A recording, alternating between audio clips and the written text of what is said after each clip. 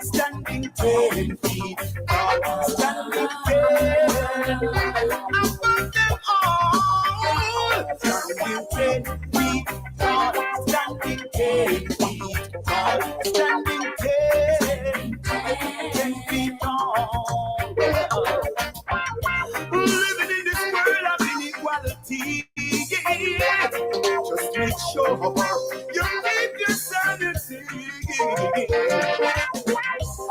Facing all kind of constraints every day. Yes, I'm standing on the way.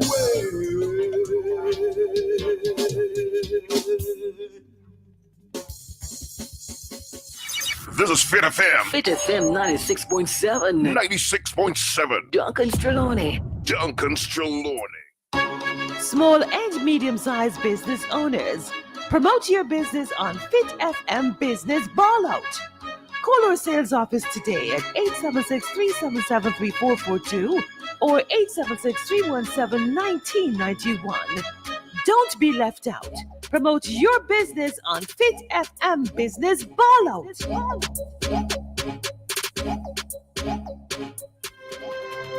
News brief in a minute. News provided by credible sources and presented by Fit FM 96.7 inside the Fit Zone weekdays on the hour. News brief in a minute inside the Fit Zone on Fit FM 96.7. Your life, your music. The wealth of a nation is measured by the health of its people. Fit FM, in association with Lena Medical and Gynecology Center Stonebrook Vista, presents Health Matters, Wednesday and Friday mornings inside Morning Connection. Health Matters, a 5-minute feature providing health tips on how to take care of ourselves and the most vulnerable in our community. That's Health Matters, every Wednesday and Friday morning on Fit FM 96.7.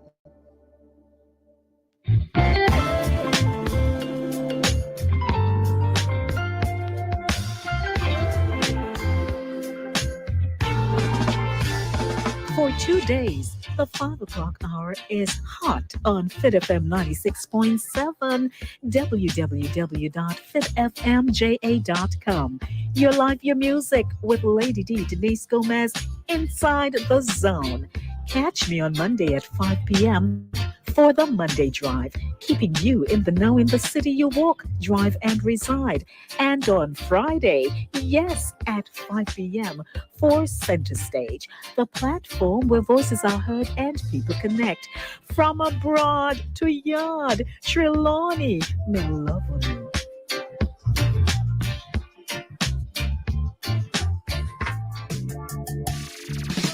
Blessings and light. This is Aymara, the musical revolutionary. You're in host and the community buzz on Fit FM 96.7. Your life, your music. This and every Monday at 3 p.m. From the home to the community to the wider world. Let us be the change we want to see. Join me this and every Monday at 3 p.m. on the community buzz on Fit FM 96.7. Your life, your music.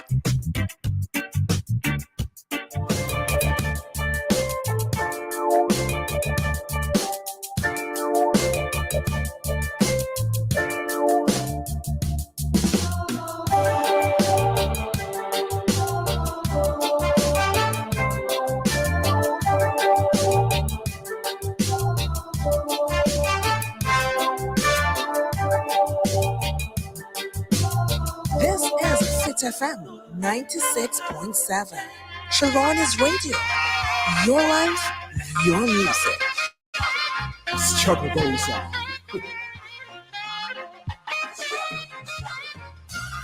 We are the builders of the pyramids. We are the builders of the stone cities of Zimbabwe. We build them White House. We build them factories. With blood, with sweat, with tears, with flesh, with bones. Them use build them economy. Now them want come con you and me with them science and them technology. We make them take with knowledge. No, them are deafly. Them are blindly. We are walk, we are ride, we are drive, we are fly. Nah, look, nah, see. Eyes focus on the screen of an iPhone, Galaxy, tablet, Blackberry. Wake up, look. Uno no sister them are buried with. Ancestors crying out. Them are weak, you see we heading back to slavery. Robotic, digital, technological slavery. The rich take them session, call it recession, left the world in depression.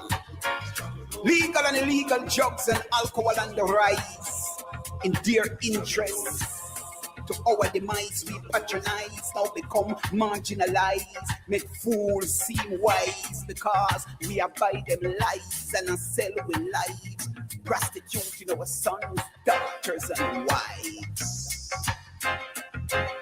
Marcus did rise, Sam Sharp did rise, Bogle did rise, Taki did rise. Yes. This is the community buzz, and we are rising, as we ancestors say, rise.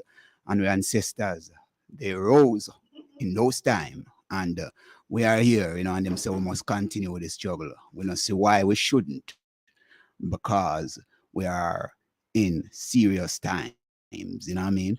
And as we say, it's technological age, and the technological age come like it take away a whole heap of people knowledge. Them can't function effectively, you know what I mean, on their own. So we give thanks. We give thanks for this November 6th, say is 1 month away from the end of the year. So we are heading into what, 2024.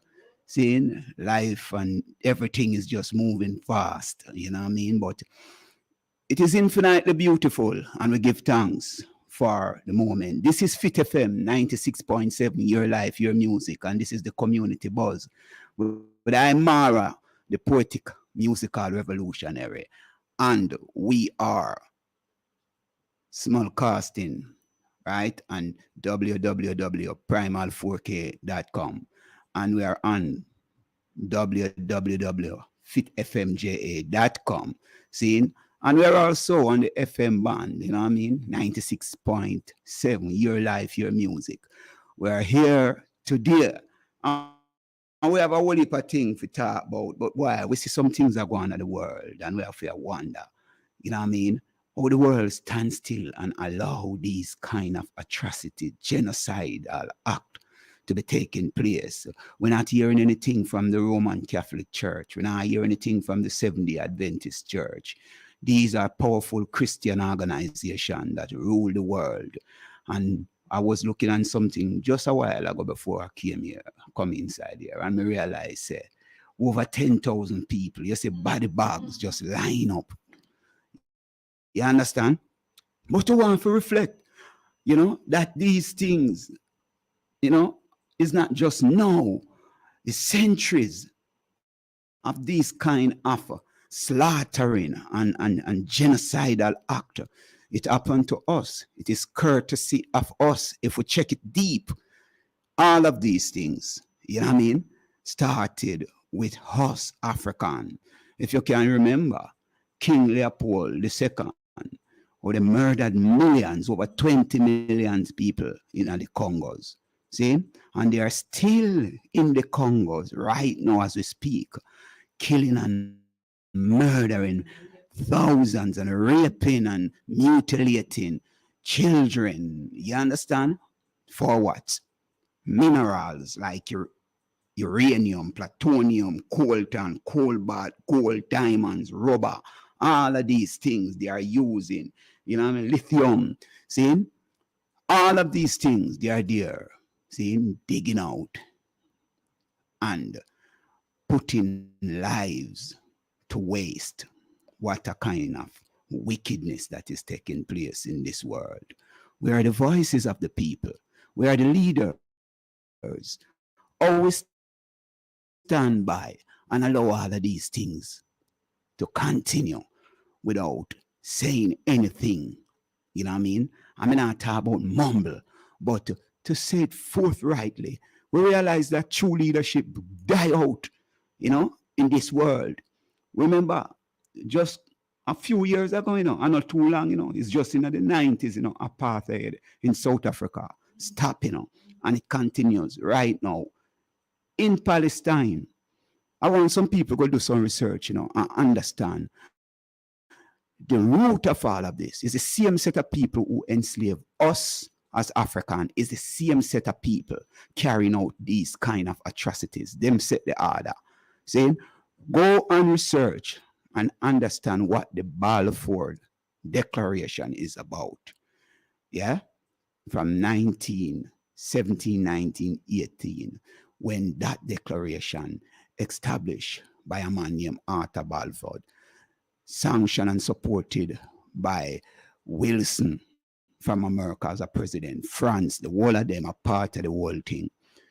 We are in a serious time, and we better wake up. We have to wake up, because if we don't wake up, it might just come our doorstep. We see what going on in Haiti. Enough people just believe so what is taking place in Haiti is just simple. You know what I mean? So we have to pay attention to over Palestine. But it the next door to it, serious thing are going on there. And all of these wars are the same set of people carrying out the atrocities what they want. The iridium in Haiti. That them a fight for, because they want to control all of the minerals that is under the earth. And the people who are there, they need to get rid of them to make sure so them can get all of these minerals to enrich themselves and to control the world population as their properties, just like how them did see us as black people, as them properties.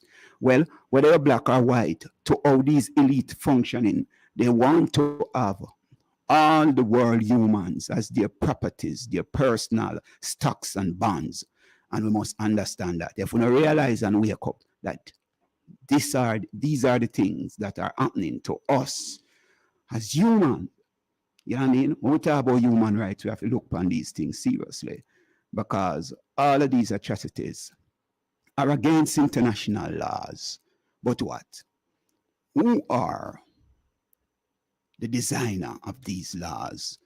Who put these things in place? Them can break them and nobody can say anything to them, because they are the crown, they are the gods. See, you dare not take none of them to court, because there is nothing there to charge them. So where the justice is going to come from? See, they are immune, see, to all of these things. So them can carry out all of these atrocities and hide under the whole thing of self-defense. See, but there's a greater force and a higher force. And that higher force is within us. That higher force is love. And we have to get deep and understand the power of love. What is ruling the world today is fear, not love, right?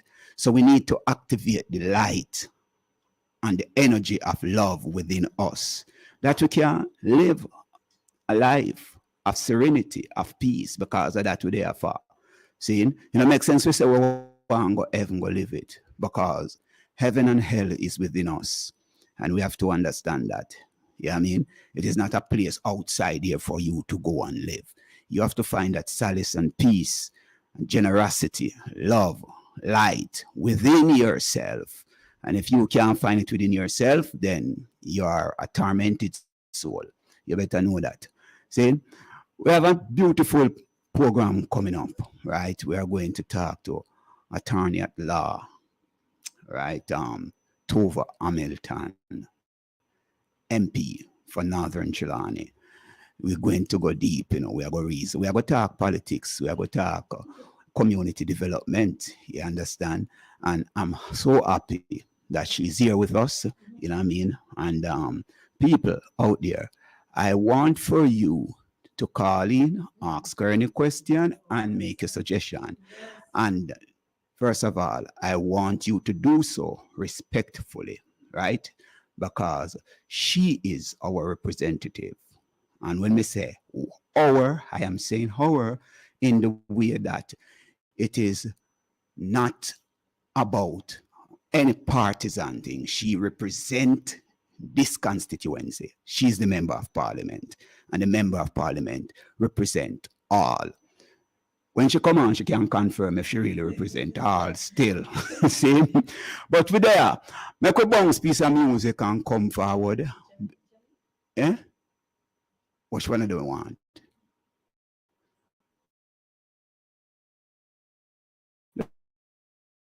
Let's play a piece of music. When we come forward, talk.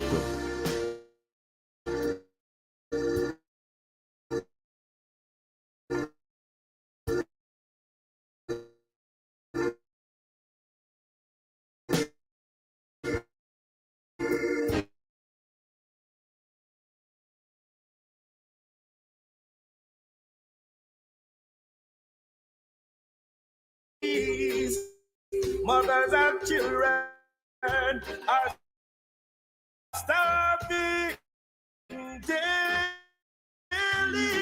The coldness of my eyes will cease. Oh, I will see around the peace until we hear the king, the crown, there'll never be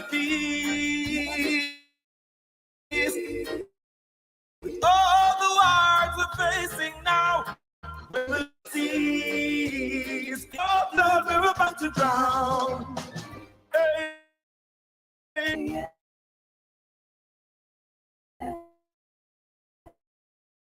Oh, oh, yeah.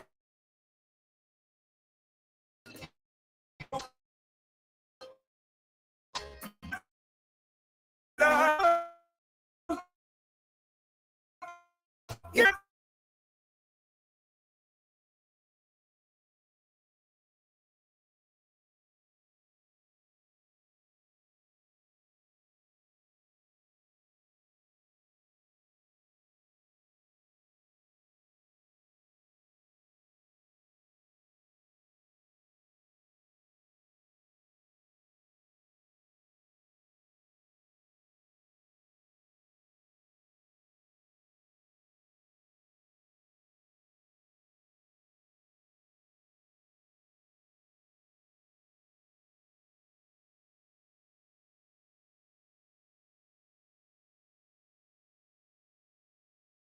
We rise to meet the challenges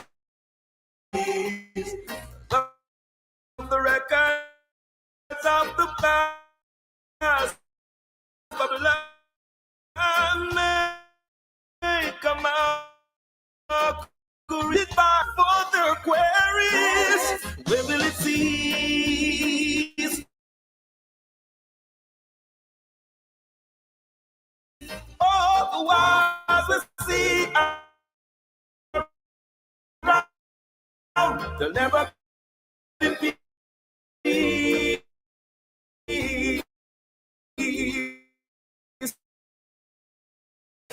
until they're honoring the crown.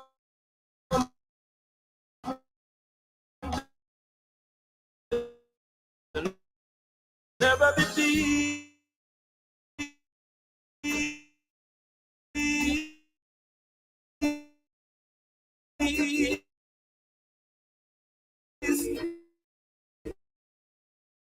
With all the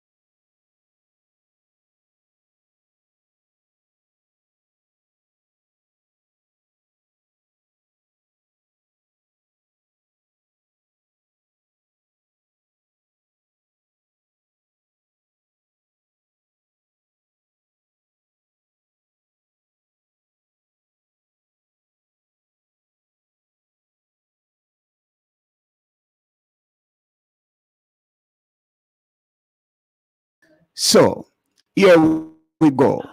We were there, you know what I mean? Is she there? Are she ready? Yes, this is Fit FM 96.7, your life, your music, and we are on www.fitfmja.com. We are on the World Wide Web. We are also simulcasting on www.primalmedia4k.com. And you can call in or text in 876-478-9144, 876-513-6668. See, let's go again. 876-478-9144. 876-513-6668, and that's the lines that you can call in. Welcome to the Community Buzz, MP Tova Hamilton. How are you doing, miss? Hi, good evening. Thanks for having me. I'm doing fine. And good evening to your Good listeners afternoon. and viewers on your various social media across platforms. the world. Yes. Yes. We are happy to have you here, right?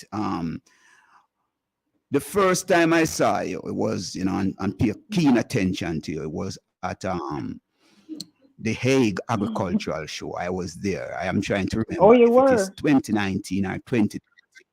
I was there. I was there, close up, paying attention to this little woman taking charge and putting in some works, and I was there admiring and seeing the kind of work that you was doing. And a couple months after that, September the 3rd, 2020, you became the MP for this constituency. One of the questions I want to ask you first, as a young, professional attorney at law, what intrigued you? Why are you going into politics? This kind of game where people get so much beat up, then call politician thief or sort or something. What make you want to put yourself through all of that? Firstly, let me correct this. It's That's the young-ish. first. It's young-ish. Huh? That's the first thing. Yes. We are pretty young. Huh? But So that's I grew up. Why you want to take on this thing? Well, I grew up in the constituency of Trelawney Northern, and growing up, obviously, I would have observed, what were some of the projects and programs or lack thereof that was taking place in the constituency. And I think persons within my generation kind of felt a little frustrated, like nothing is happening in the space. And an opportunity arose for me to represent the space. And I figured that I couldn't do any worse than what was happening for the past 31 years of one party dominating that space. So, it is almost as though I am taking up a mantle, representing my people, my generation, to make a change. We've, over the years, been through numerous representatives that really don't do much for us. And so I wanted to make a difference.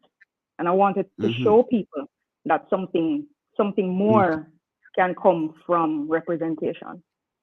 And so, that's my task and my challenge at this point, just to make as much change as possible within communities and just wider constituency. Because as you would know, coming in, I never inherited any infrastructure, no roads. People complain every day about the road conditions that they have to journey through from home and back. And you have some communities that have water challenges. You have communities that don't have proper electrification programs in 2023. And the only difficulty I have, which I do understand with the people and their frustration, is that after so many decades of nothing happening, you kind of get weary, you kind of get despondent and frustrated, and you want to see things happen now, right? So I do understand when people complain that, boy, they don't see anything happening in their communities yet. But I also have to temper that by saying, I'm just here for 3 years, and what went wrong in 31 years, I can't fix in 3 years. But I'm steadfastly doing as best as I can to address issues in a structured way. Yeah. Right. There's a kind of illusion in politics, Tova, where people believe that the individual, you as an individual, right, can fix everything. And what I realize, that is the main thing that causes all of that is the non-participation of the citizen. And I don't believe we have that kind of a participatory political system in Jamaica.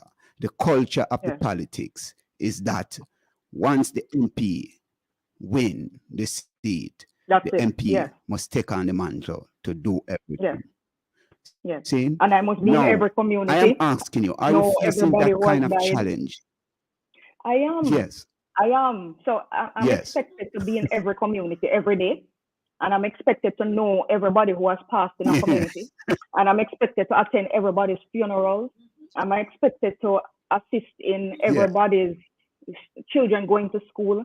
So it's almost as though they expect me to know everything that's happening, and I must address all these issues. But I am one person, and it is impossible for me to take on a task as mammoth as this without community support. So when I go to community meetings, I say to people all the time, if you as a community don't galvanize, come together and be active, then the relationship won't work. It won't work, because I need the support of the community in order for me to be effective. So I try to explain that every opportunity I get, the greater the community involvement and participation, the greater the relationship that will be fostered with a representative. Sure. And the question I want to ask you, because this, what you're saying now, is not anything unique to you. It is across the board with politicians on both sides, right? But I believe you did well aware of this before you get into all of this. Now that you are so aware of all of that kind of challenges that you are facing right there, what kind of system or what new you're adding to this to mobilize the people, to sensitize them, that them can come to that clarity that they too should be a part of the political process? Well, what I is try there to any do, especially idea when, you have where you show to them? Yes, and it's simple. It's simple. Whenever somebody comes to me, especially from a particular community, and says, "Boy, MP, boy, nothing happening in my community, and we need something to be done, and what you're going to do," I will say to them, get your community members together. The first thing you need to do, get your community members together, identify where, when, how you can have a meeting, and you can call me anytime. You see, the minute that happens, I know that they're serious. They're serious and they want intervention. Yes. But I can't go into a community and galvanize the people. I cannot have a greater level of interest in your community than you, because I don't live in your community. So it is for you to have that interest, to show that you have an interest. And then I will always, and anytime a community calls, I will always make myself available as long as I can to come, sit down with you, go through the issues that you have in the space, and we can identify how we can possibly come up with solutions. Because I can't find all the solutions either. And there are community members that may have solutions that can help the greater good, right? And it just requires some level of input, maybe on my part, to get things done, right? So I believe in that participatory kind of representation, because it is the only way that people will buy into what you're doing. You have to be a part of the process. And that's just the simple way of getting them involved. Yeah.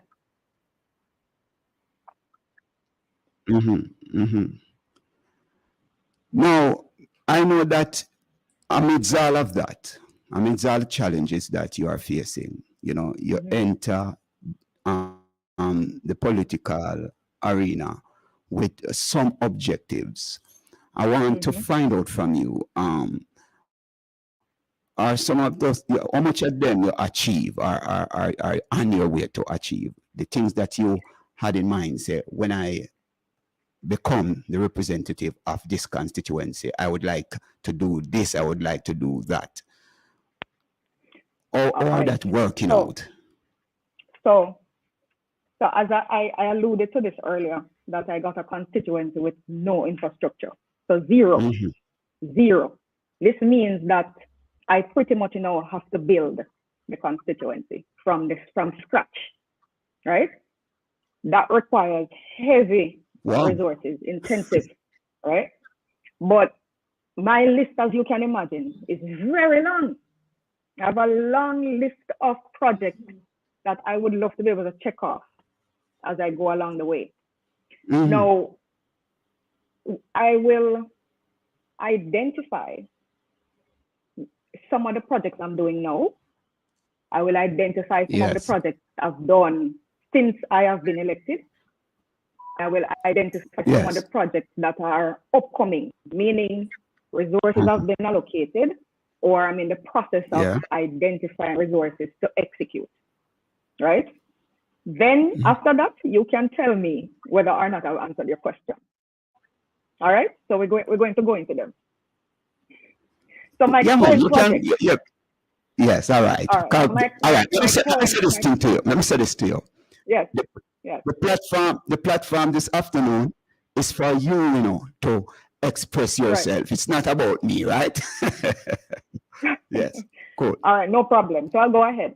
So go So the ahead. current projects that I have, Yeah. the Yeah. current projects that I have working on in the constituency. All right, so we have some routine patching taking place, or will take place maybe in less than a week. The Duncans to Long Pond end, you know that road is horrible. We have a difficulty on that road because over the years, you've seen rehab work being done on it, but there's no drain on that road to take the water off the road. So it keeps eating out the road, right? There is an overall Mhm. procurement taking place now for around $20 million to start rehabilitation work, Mhm. complete rehabilitation. But in the interim, we have a patching program taking place to just check out the bad spots until the procurement is complete. And I don't know, maybe in the public space, you've identified that I have a serious challenge with procurement, but that's for another show altogether, because that will take up the entire time. But the routine patching now will take place along Yeah. the Duncan Long Pond Road. We'll do some routine patching along the Wakefield to Hamden Road, leading to Mushet High School, that section. And we're going to do some routine patching along Pillars. We call Pillars the right at Greenwood and Trelawney, right at the border. We call Mhm. that Pillars, and it goes to the Masterbury overpass. We're going to be doing some work there, and we're also going to be doing some work along the Salt Marsh to Kent Road. All right, so that is about $1.9 million each package. We call them packages. So we'll be taking out majority of the bad spots so that it is roadworthy. We're actually currently doing a pipeline project in the community of Braco. I highlighted that on my social media page. And by the way, I will encourage everybody to follow me on my social media pages, because I don't keep anything a Yeah. secret. Anything I do in the constituency, Yeah, give them- As you said, that, just give them the social media angle. Give them the social I am media angle, over- like what you said, right? Yes, I am Tova Hamilton JA on Facebook, Instagram. I am on TikTok, and I am Tova _ Hamilton on Twitter. So you can follow me on any of those spaces. Anything that I'm doing, I am going to highlight it. Anything that is upcoming, I'm going to highlight it, right? Because it's for everybody to know. The project for Braco, we're Right. doing installation of 6-inch, 4-inch, and 2-inch pipes from the main. So if you know the community of Braco, you know that community does not have potable water and have not had potable water for decades. So what they use there is irrigation water. And that community reached out to me. Wow. This is the power of community involvement. Reached out to me and said to me, look, we want potable water now. We're ready for it. We're tired of having to buy water, and we want water coming to our pipes so we can bathe. The result Yes. of that is that I wrote a program lobbying to the NWC, and the NWC approved it, and we are actually doing the work now. So the pipeline is taking place as we speak in the community of Braco, and the acquisition of those pipes and materials came up to about $40 million. Right, so it's a very big project. 40 million. Phase Wow. $40 million. Yes, that's just for the materials. And right now, NWC representatives are doing the pipeline, but the connection part of it to the main will be done externally. So that's another cost that will be associated with that project. So an external Separate from the 40 contractor will million? do- Yes. Wow. So you can imagine when we're lobbying, it takes a lot of money to put in these infrastructure. So I want people to appreciate that it's not no 1 million and 2 million that we just try and find somewhere to get things done. We have to lobby for meaningful resources in order for us to do the work properly. Okay, so that's another project currently taking place. There is the phase 1 of my rehabilitation of the Bounty Hall Community Center that I'm currently doing as well. So the Harmony Football Club reached out to me and said, MP, we want our community center to be upgraded. We want to see some work taking place. We need to maintain it. The place don't look good. We can't facilitate, we can't accommodate anybody when they come to play football or cricket. There is nowhere to change, nothing. They reached out. Again, the power of community coming together. What I did, I wrote a program and I sent it to the the Sports Development Foundation, and I begged them some money. I said, can you give me something to help the community of Bounty Hall because they want to upgrade their community center? And they supplied me with $5 million. Granted, the cost to do the total works is $20 million, right? So what I'm gonna do is do it in phases. So right now, I'm doing a section where when I'm completed, the football club and the cricket club they will have their changing rooms, they'll have their bathrooms, they'll have a nice little kitchenette that they can utilize immediately. Yes.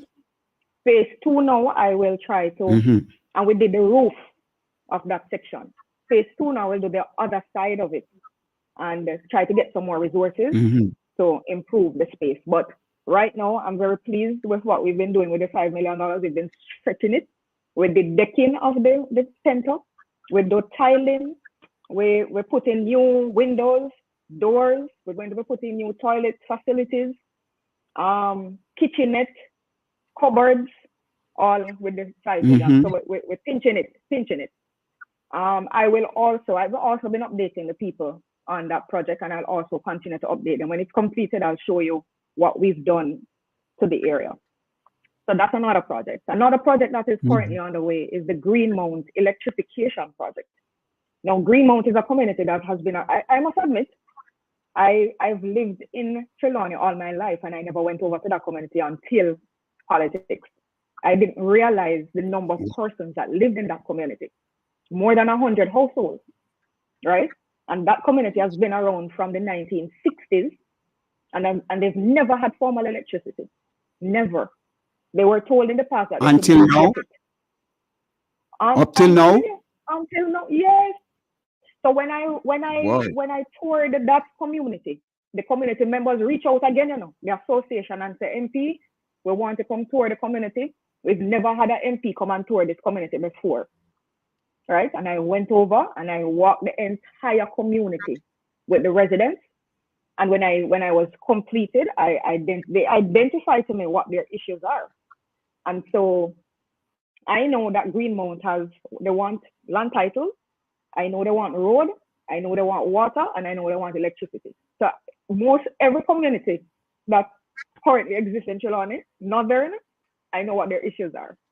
So I'm able to, when I'm lobbying, easily identify a community that I want to work with. Sorry to break you there.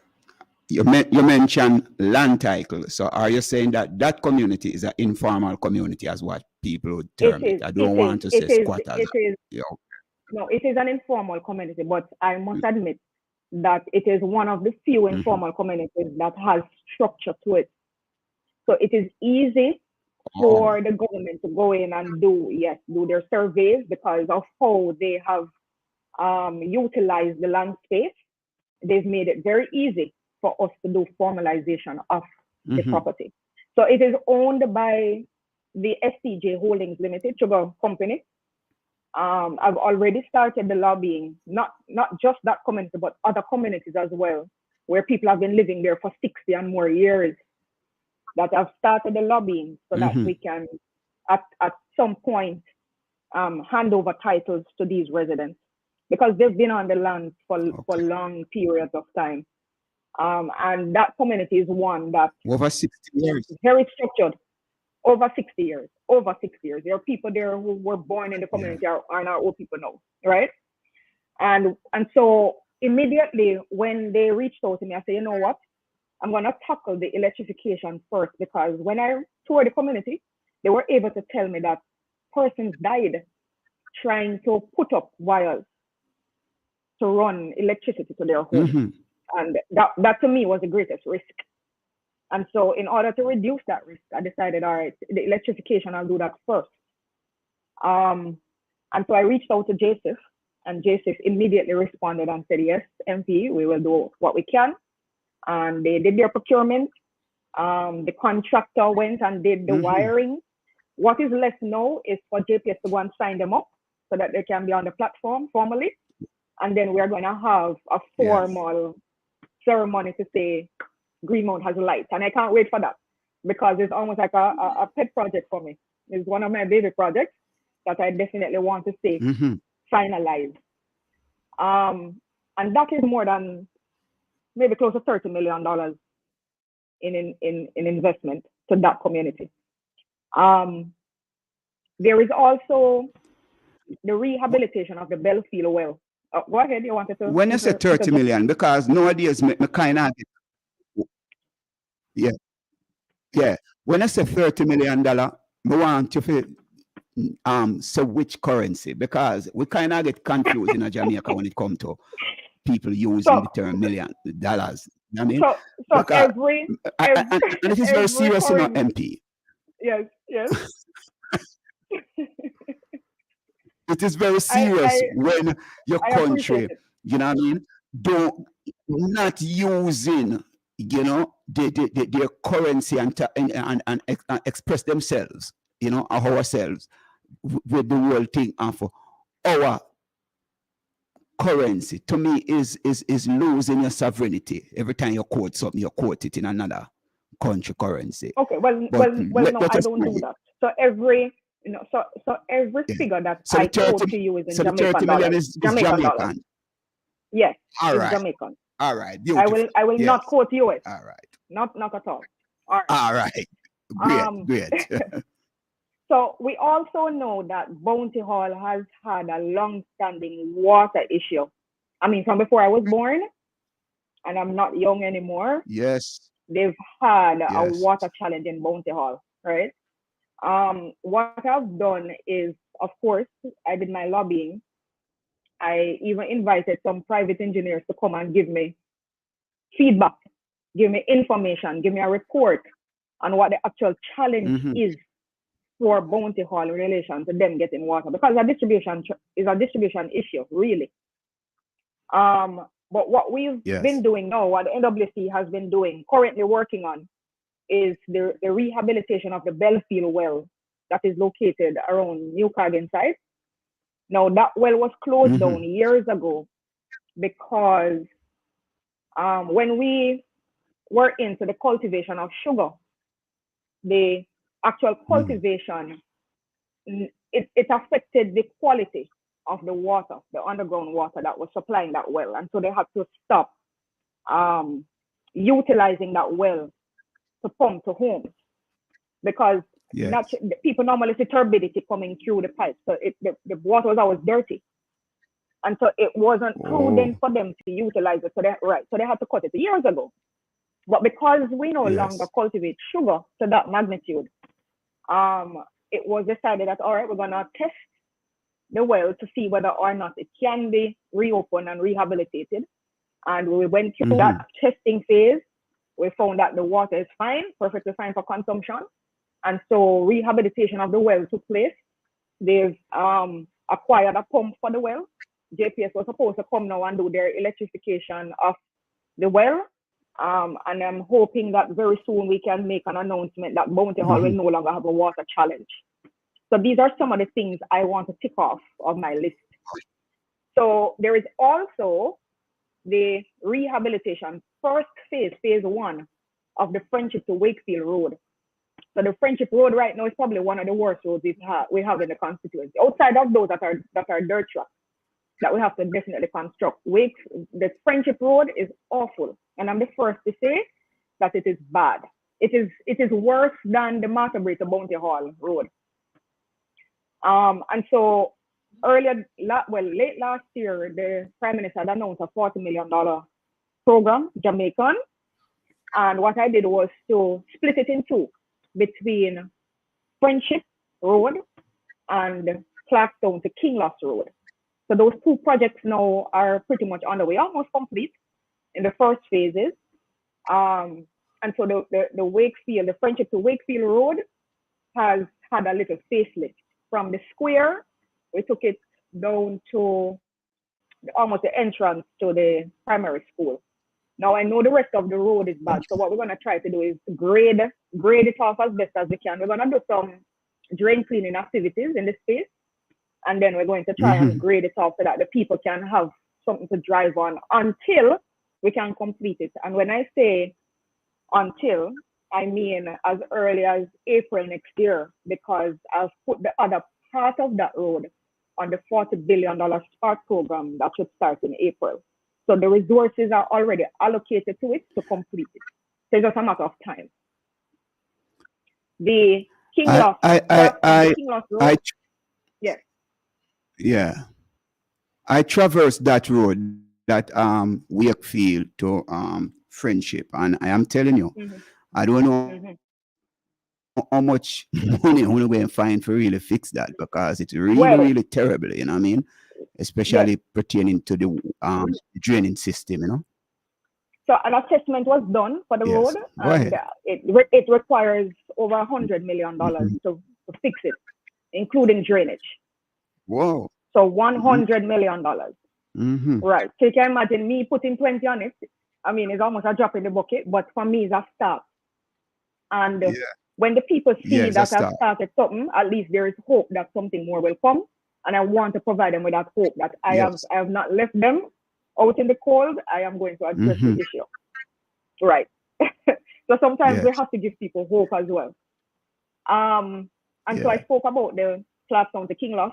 That project also is underway, almost to be completed. Should be completed shortly. I know that the contractor had some walk and patch things to do. And so he was trying to complete that.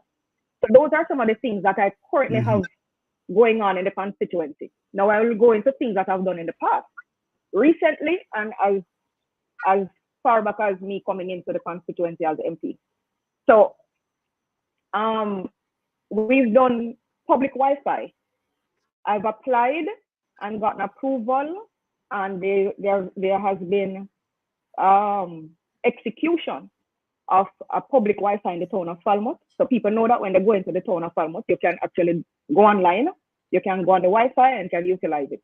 There is community Wi-Fi in Duncan, there's community Wi-Fi in Clarkstown, there's community Wi-Fi in Wakefield, and we're currently working on bringing Wi-Fi to Matabry and D-side. So the D-side one, I think, is almost pretty much done. It's just for us now to go and, cut our ribbons and stuff. When I just got in, I remember what I did was try to find the low-hanging fruit. So I tried to identify where I could get resources quickly to do some emergency patching, like sheet patching of some of the bad roads that we had. And I remember I went to Daniel Town with this, and the people were so happy because that road was awful. I did some in Matabry, I did some in Granville, I did some along the Bounty Hall and Wakefield sections very early on. And I remember what I did too was the Calabar Main Road. That's one of the first roads I rehabilitated in the constituency. I think it was about 20 million or so Jamaican that was allocated to it. And I did it in 2 phases.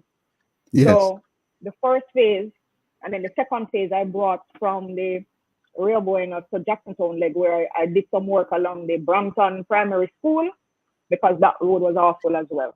So I did 2 phases of work along that road very early on. I also did some, there's a program in RADA where they do farm road rehabilitation. And so what I found as MP is that you have to be very creative and you have to try to find resources where they are. So I wrote to RADA and I requested resources to be put on certain roads. And so I did the Spicy Hill. There's a section of Spicy Hill that I supplied with $9 million worth of farm road assistance. I did the same thing in Blackwing in B-side. I did the same thing for the Comfort Hall community down by Saltmarsh side. And we have works coming up in Wakefield.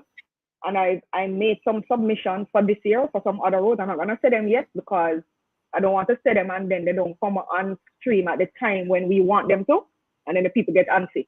But I will notify the public when the works are supposed to start that there are some other communities that I have earmarked for intervention. I have also done 2 phases of rehabilitation along the Reserve Road. So Reserve is a road that I've identified that has no father. It's a fatherless road. So when I approach the NAA to find out if they own the road, they tell me no. I approach the parish council, they tell me no. There is some kind of a tug and war to who really owns the road, but that does not really concern me. So what I did, I went ahead and I said, you know, there's a private road? It is not private. It is not private. So it's just for them to determine who owns it. But I will, in the meantime, do what I can because residents have to traverse the road. So at the end of the day, the residents don't care who owns the road. They're going to say, MP, you need to fix the road, even if it's not in my jurisdiction, because they know that I get blamed for all roads, even though I'm not responsible for all roads. And that's another thing I need to inform people. As the member of parliament, we're really responsible for central government roads. Those are the roads that the NWA has what they call in their control section. Now, community roads are really the responsibility for the councillors, right? And if you realize we have 2 elections, so you vote for a councillor and you vote for MP. Now, it is not fair for when you vote for the MP, expect the MP to do everybody work. Not fair. But what I found is that people don't care about the difference in workload and jurisdiction. They don't care about that. Anything that happens in a constituency is my name they call, even when it has nothing to do with me at all. You know, so I have come to realize that. So what I do when I can, especially like, you know, when we get the December mitigation monies to do patching, it is really supposed to be done along the NWA road. But I use that opportunity to put the money on community roads just to appease people. So I've done the Reserve Road 2 years now in a row using December mitigation patching. I don't know if it is allowed, but I've been doing it because that's the only way I can spread the love. And I've done that also with the Carib Road, that's Zion leading to Holland, William Nib. I've done some work on that as well. I'm going to do a phase 2 again from December. I'm hoping that, you know, we get a good allocation so that I can put more money to that. And then I'll bring that road as far as possible so we can ease the journey, especially for the students who have to traverse every day. And then there's Falmouth Gardens. So, you know, Falmouth Gardens, again, is a community road. But because Vandeland was done via the NHT program, upgrading of schemes program, they naturally Falmouth Gardens is gonna get jealous. So they saw a nice pretty road going over to Vandeland and they're saying, so what happened to us? You know, we need some attention too. So what I did was through the December mitigation again, I allocated some resources and I started phase 1 to rehabilitate that community. And I'm going to now continue it in December again. And I also lobbied Minister Mackenzie recently when he came to the constituency for some additional funds so I can complete. So I pretty much, I think, now have resources to cover the community. which I am very happy about. So at least the people will be happy. And for Yes. also this December, I had made a commitment to residents on 7th Street in Falmouth do some work on their road, because whenever it rains, they can't come out of their doorways, their driveways, nothing, because it is flooded. They have no drainage there. And so they've asked me how best I can assist them. And so for this December now, I'm going to give them some attention. So I have to go all over the constituency and try to get work done in various communities so people don't feel left out. Because people will feel left out. Right. I do the usual drain cleaning activities, ever so often. This is a lot. And I mean, trust me, this is just a brush of the surface. I'm just going to give you some of the things we've been doing. I usually do drain cleaning activities This ever so often. Go ahead. No, I was just looking on the time and just noticed that you're going through so much pertaining to structural development, and we don't even touch. Gotten through anything yet. Yes, nothing yet. Yeah, and the team. What about your team? Because you must have a strong team if you do this kind of work. How your day stay? What kind of day you have over? Because all of these things you talk about. When you go to your bed, and people ask me that all the time because people ask me that all the time, and you realize I haven't even touched on community stuff like our expo that we did in August. You realize I haven't said anything about that yet, and I really want to talk about that. But may I leave that fairly quiet because we want to talk about that. All right. All right. So I do have a team. I do have a strong team. Yes. And it's funny that you ask, because there are times when people see politics a certain way, and they think that politics is all about them getting things. You must be around your MP to get, but they don't realize that it takes a serious commitment to get things done, and it means that you need to have people on your team that are willing to work and make sacrifices, because it is a sacrifice. Yes, is a huge sacrifice. And sometimes I feel so bad because I think I'm a workaholic. And so sometimes my team members have to step back and say, hold on, I think I'm overworking them now. I need to just give them a little break. So sometimes I will go very hard. So like, for example, in August, we do a lot of activities in August. Back to school, we do expo, we do distribution of tanks, we do distribution of textbooks, we do all sorts of things. And that requires me going around the constituency with my team members. And so whenever I do a heavy or intensive workload,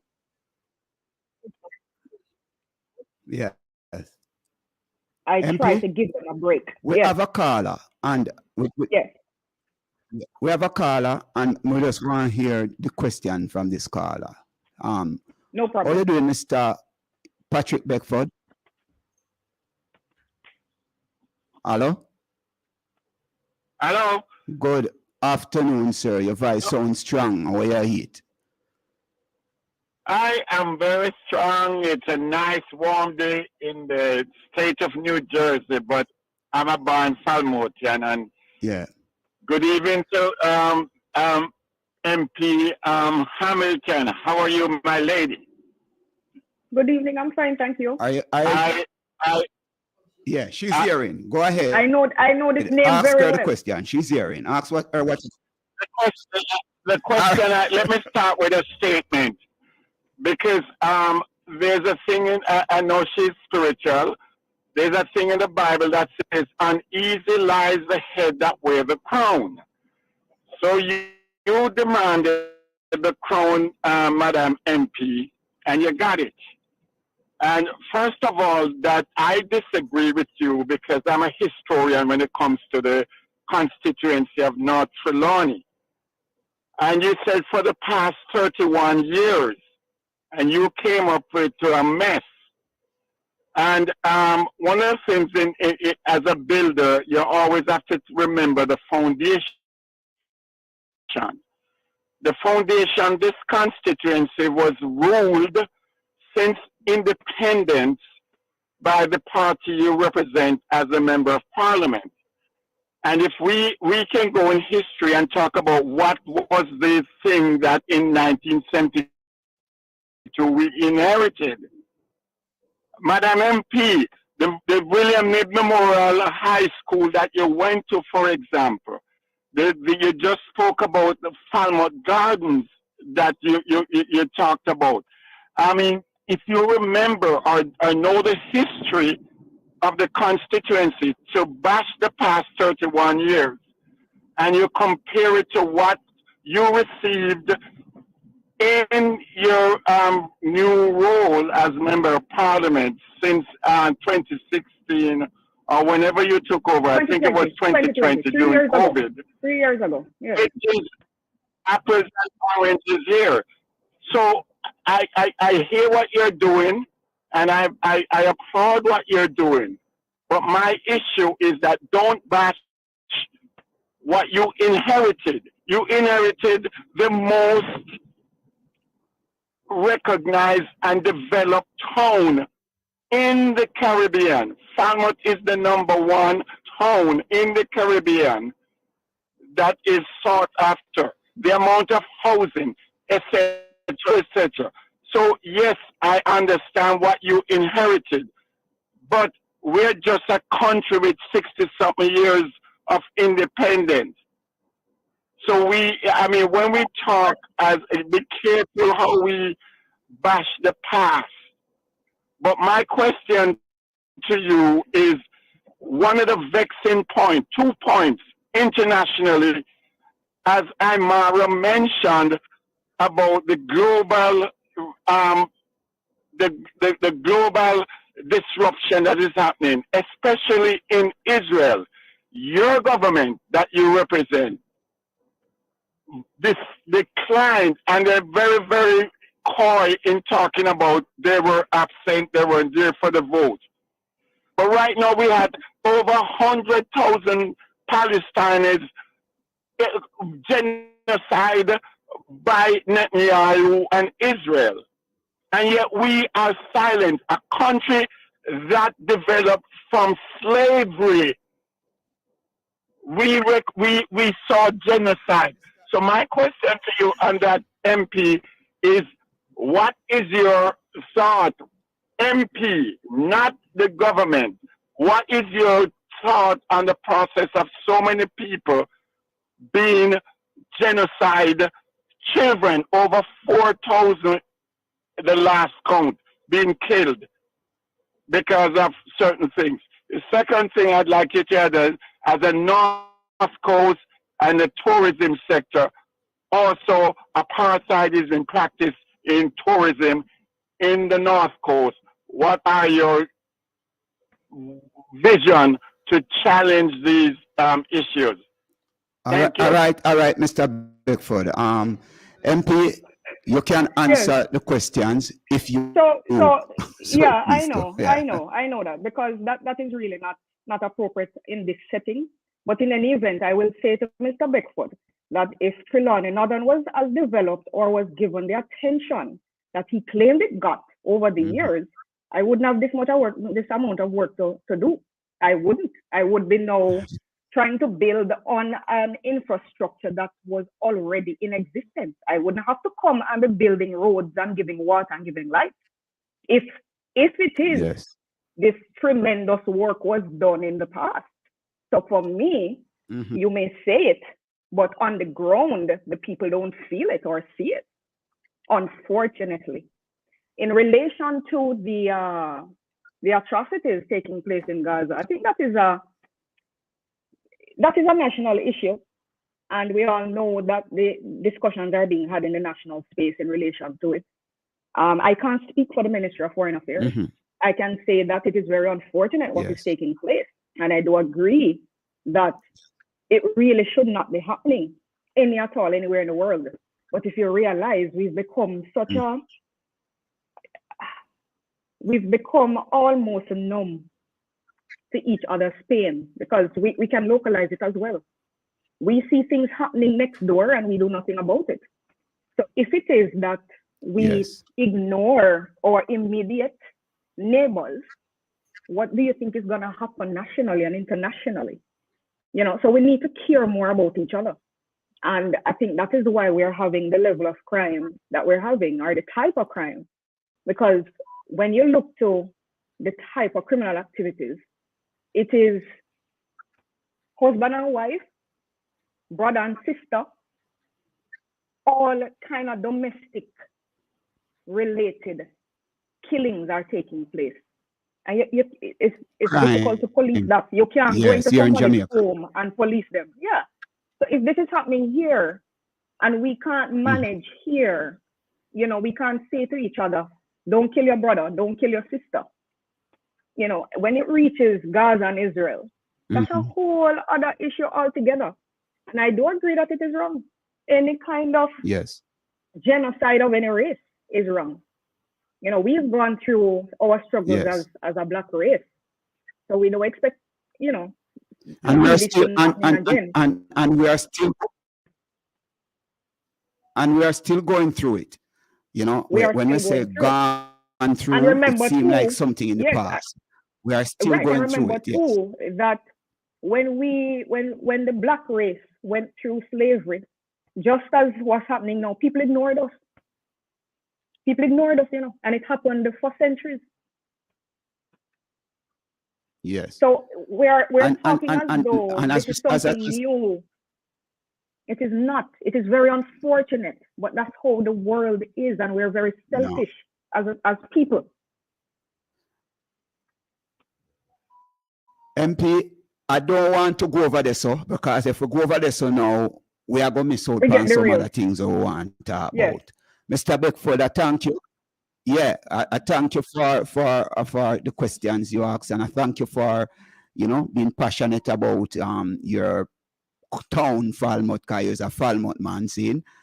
However, we need to have some more dialogue around these things, because one of the things that cause most of the discrepancies, or many discrepancies, you know, in Jamaica, is this partisan political thing. And we don't know how we are going to pass this, you know, MP.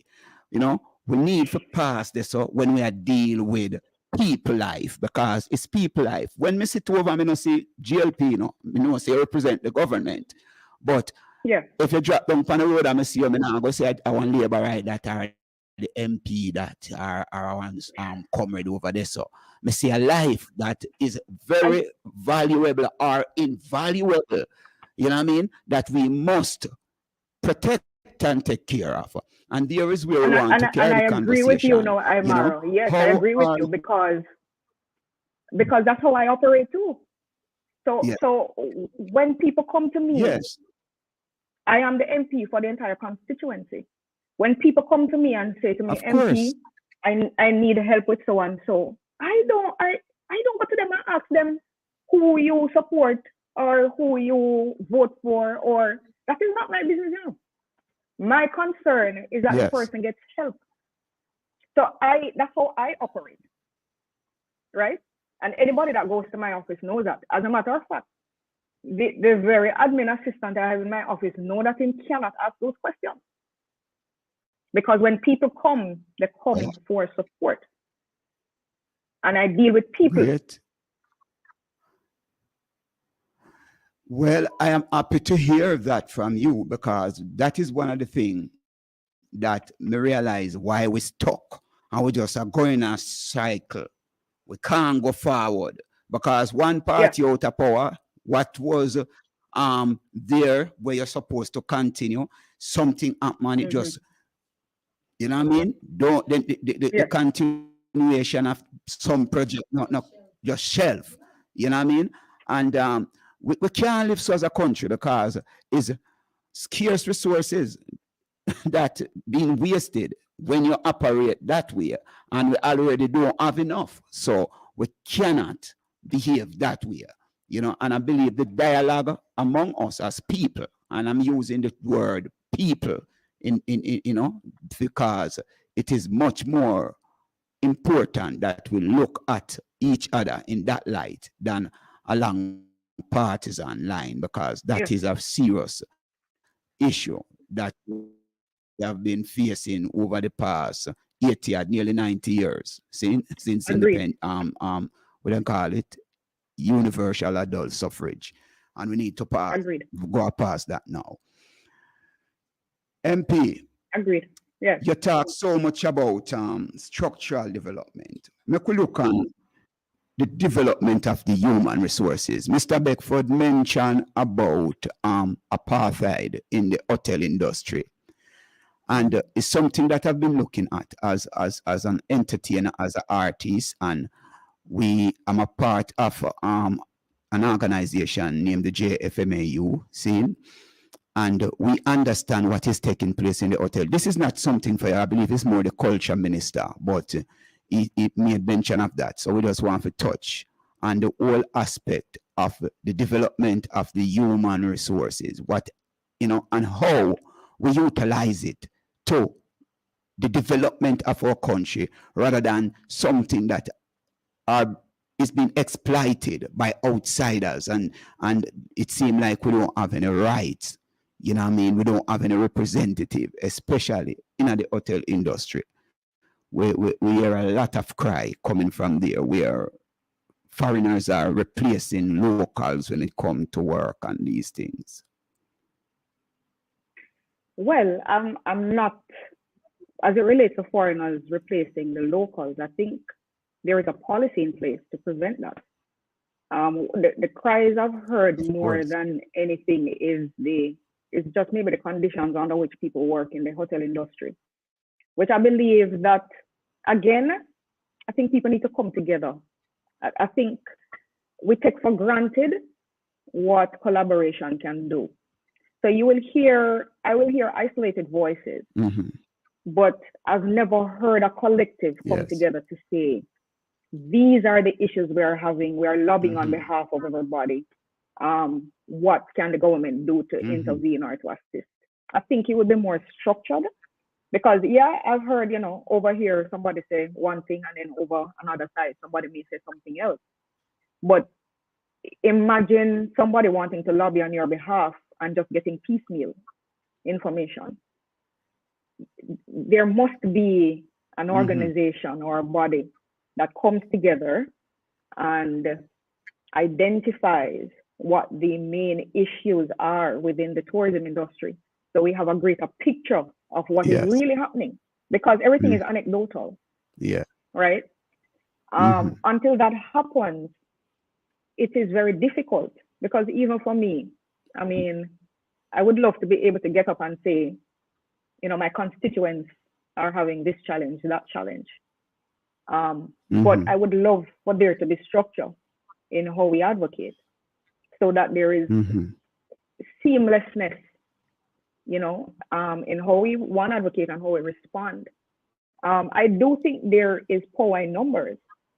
So the more persons that will make their voices heard, I think the stronger it is that they will be able to leverage some kind of support and intervention. I know the tourism industry, it's been around now for quite some time, and it is one of the industries that kind of keeps us afloat. And I know down our side, the western side, it's probably one of the main areas where people earn, or the main industry within which people earn. But I would also challenge persons. I would challenge persons to explore other options. So you are granted, yes, it is maybe easy to get a job in the tourism industry, but there are so many other emerging skill areas that people can actually go into, especially technology-based, that they can probably have a far better experience.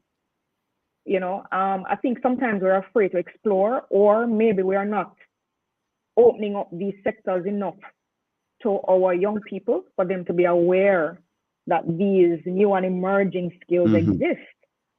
But I think we have a responsibility to inform them and to guide them in that process. And I think that should probably start from the high school. you know that there are certain jobs now that you can pretty much work from home. You can work from anywhere. Remote jobs that people would be happy to do. They can do it on their laptop. They can do it on their cell phone. They use the cell phones now for all sorts of activities. They can use it for productive activities as well.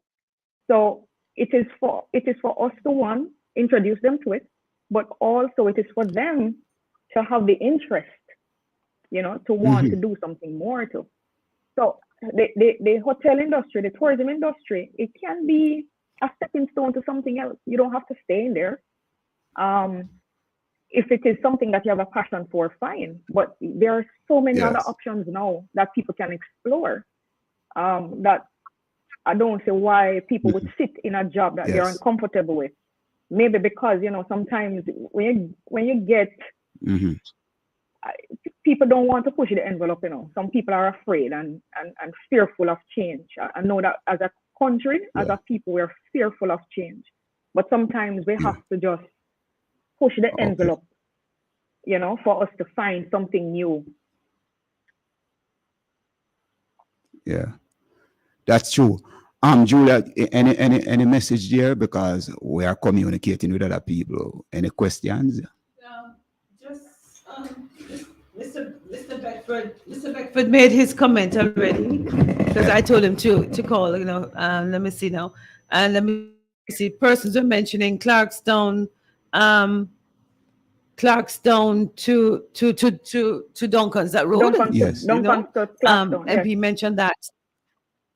Right, Duncan's to Clarkstone, and another caller mentioned mentioned Greenmount here inside to work that has been done right here in Kerry Park. So Yes, and I must say that. All right. So recently, I think it was about 2 weeks ago, I had a tour in the constituency with Minister Mackenzie, because I wanted to highlight some of the local government issues to him to see how best I can get some resources. You have to be very creative.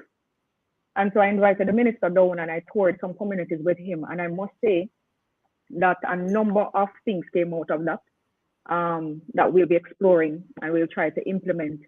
And some of those things include, we went to Newtown, that's Johnson Hill section above Davis Fence. And I've requested that, let's see how best they can assist them with the road improvement, because that community has no roads either. It's awful. Rural electrification, that community also needs that intervention, just like Greenmount that we're doing now. And so the next electrification project for me will be that community. I've requested indigent housing from him in that community. And also, garbage collection. There's a skip or two that I'm going to try to give that community, because they've been having some garbage collection issues. Falmouth Gardens, I've requested road improvement to supplement what I will be doing in December, as I said before. There's an unfinished community center there for more than 21 years. And I'm going to try my best to see how I can rehabilitate it, because it would benefit especially the young people within the community. We do have a lot of sporting activities down there, because I provided them with a multi-purpose court last December, and they do utilize it. And I would love to be able to do some international games, bring some people down so that they can identify talent here, right? But we need a community center where people can go and change, and, basic things. And so I want to develop that community center so I can now start with my international program. There's the maintenance of the cemetery. For Princess Street and the wider Falmouth, I'll be doing an indigent housing in Falmouth and some drain cleaning activities. And for the Zion community, the people reached out to my residents and said that they wanted streetlights, because there are no streetlights around there, and I don't know if you guys know this. And so what I've done is out of my pocket, I purchased a solar streetlight just to identify whether or not it would work, and the residents helped me to put it up, and it has been working perfectly. And so what I did was to carry the minister around there and show him the solar light and said to the minister, can you intervene and give us some more light so that the community can be lit? Because when people are walking home, there's a huge risk. And so he has committed to giving resources to purchase some Mhm. solar lights, and I'm going to divide that now Mhm. between Zion community and by Greenmount. So I'm going to give them some Yes. solar lights up All there right. as well. And then for Greenmount too, I All right. advocated for some roads. Yeah. Yes. Let somebody from Primal 4K said this MP clearly understands the assignment and is doing her job. Very impressive. This is from DJ Gaddafi from primalmedianetwork.com. Right. So he listened to you and feel that you are doing great work there. You just talk about the money you spend with your pocket to put up the solar light, and Yes. some That guys happens quite a help bit. you, and that was volunteer. Just Yes. volunteer and just Yes. help. Yes. This is, as I said, volunteerism, because I realize that is something is not a Jamaica. Enough time we talk to our brethren them, when we grow up as young activists in politics, we would go out and just do things. Now we realize that every move a man make now, they want the money. How much support are you getting when it comes to volunteering, that some people come to the MP and say something needs to get done and just know say we can get it done without even have to look for some money? How I'm around. that work now? You know, because we realize that volunteerism kind of gone now. it's dead. Yes. So I must admit Yes. that I tell people all the time, I think my generation is the last generation that know about volunteerism. Because I grew up like that as well, volunteering all over the place, doing all sorts of things. But I find that the generation after me, they don't do that anymore. So anybody who comes to you and says, boy, MP, I want to help you out, the help is really, they want to be paid. Mm-hmm. And so you asked me about my team before, and I must say to you that I could not do the work I'm doing without the team members I have around me. And the good thing is that I think I have a sense of discernment where I can identify personalities that are committed and personalities that are true. And so I have been able to identify a core set of people that I work with on a daily basis. I can call at the drop of a hat and say, go to such and such community for me and look for so and so for me because XYZ. And that person just goes out. Now, what I try to do is almost every community I go to, I try to identify at least that one person that is committed. And so when I mentioned putting up the light in Zion, it's because I have identified that committed person in that community that I can always call on to assist me with anything. And so when I brought the light, it was automatic. It was MP, I'll put it up, I'll get it up. And I mean, it was up in less than a day. Yes. It is rare, but there are still persons out there who are willing and committed. It's just to find them. It is just to find them. But I must say that as MP, most people don't think that they can volunteer because for some reason they think that we have endless amount of money somewhere that we can just spend, which is a myth. It is a myth, right? And what I've found is, because I'm an attorney at law, and there are times, when I work as an attorney and get paid as an attorney, I have to pump that money back into the politics, Because when somebody comes to me and says, boy, they want for such and such and such, it has to come from somewhere. And so sometimes I have to work over time just to be able to help people out of my pocket. So it is rough, and my days are very long. Very long. I sit on 11 committees of Parliament, and I'm expected to attend my committees, and I'm expected to participate, and I'm expected to attend Parliament, and I'm expected to walk in every community in the constituency. I have 5 divisions, and we have more than 60, 50, maybe more than 50 something communities in them, right? So you are expected to be everywhere and to do everything. But I would love for people to be able to identify that the MP is human, a human being. The population in Northern Trelawney, give you an idea of the population in Northern Trelawney, the amount of people I can give you an idea of the number of persons who are registered to vote, and that is close to 40,000. So All if right. you're going Let me to take it from this. if you're going to multiply 40,000. that, because right, if you're going to multiply that with persons who are not on the list, then you can pretty much say maybe 60,000 people or so, to include children. Yes. Wow. Wow. That's that. Before we go in, before with this program, we have to talk about Live Good. Yes, my baby. What is the objective behind this Live Good Expo? I mean, are you baby? So me want to have some time. What is the objective behind this expo? So I sat down and I thought, because you remember we went through COVID, where we pretty much had to isolate ourselves, and we never had an opportunity to come together as a community to celebrate things and to celebrate each other, and to even know the talent that exists within the space. So I must admit that I have an affinity for entertainment, because I practice entertainment law as well. So I work with a number of our artists and producers and managers and so in the space. And so because I've always had this love for entertainment, it was natural that I put on an event or an activity where people come together. I find that we do very well as a people when we come together through music or cultural activities. And so that's why I even named it Live Good. Yes. Now I was really utilizing the Ministry of National Security's Live Good program, because it really also is a program that goes into communities and advocates for people to live better, just love each other. So the whole idea around my Live Good Expo is one, it's supposed to bring people together, bring the community together.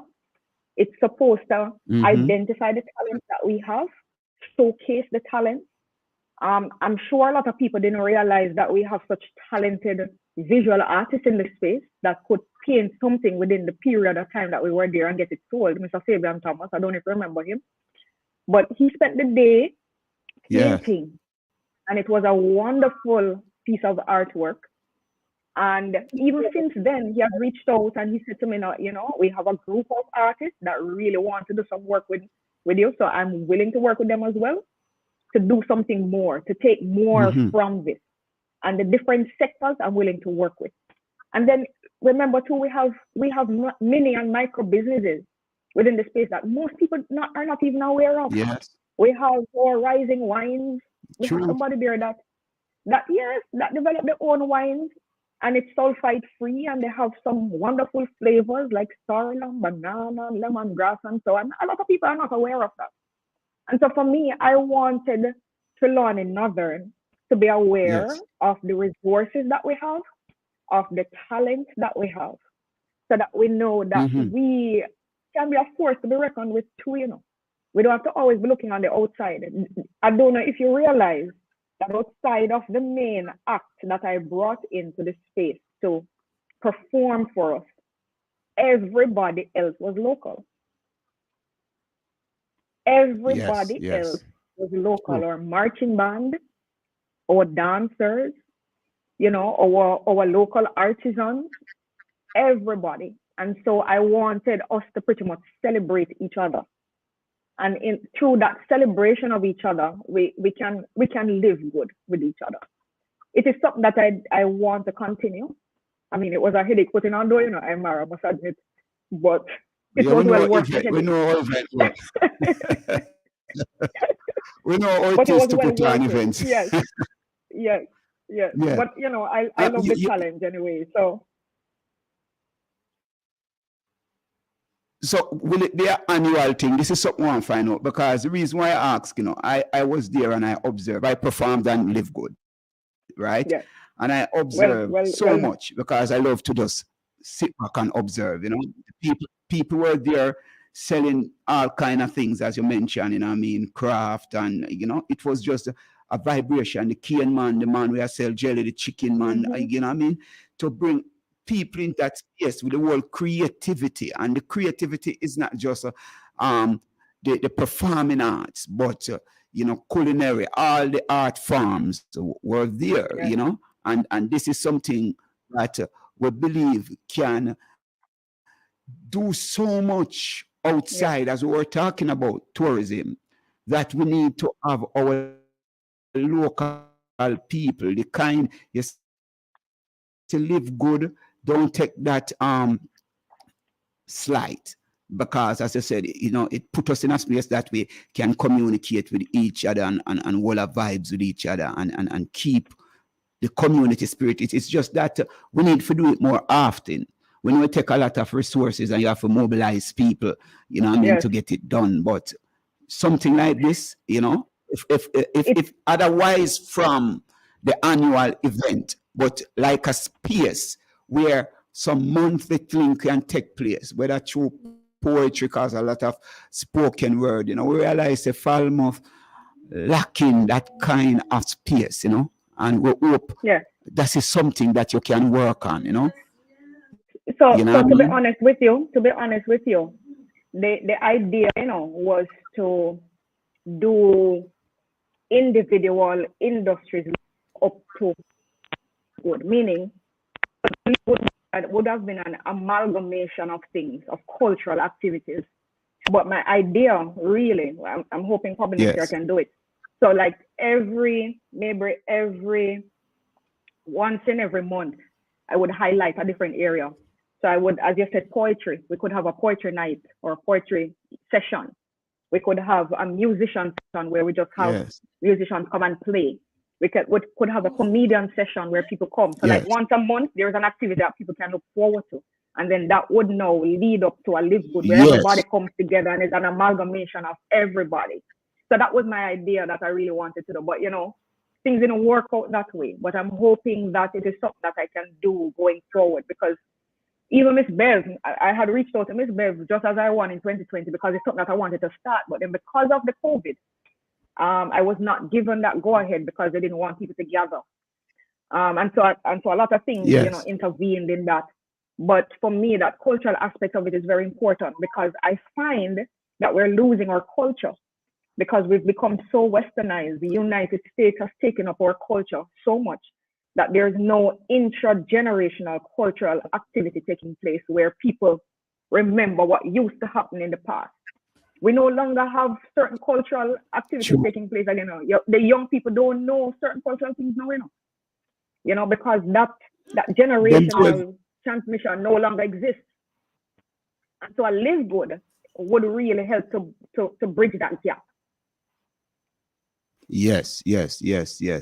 We cannot lose our roots. Them say a tree without its roots is a dead tree. Let me put it that way. You know what I mean? So we can't lose the roots. We must, reignite that spirit, especially in our young people, that them can understand that where they are now, they are coming from a place where some people worked very hard to design or to develop something that them could come and benefit from, even if it take a little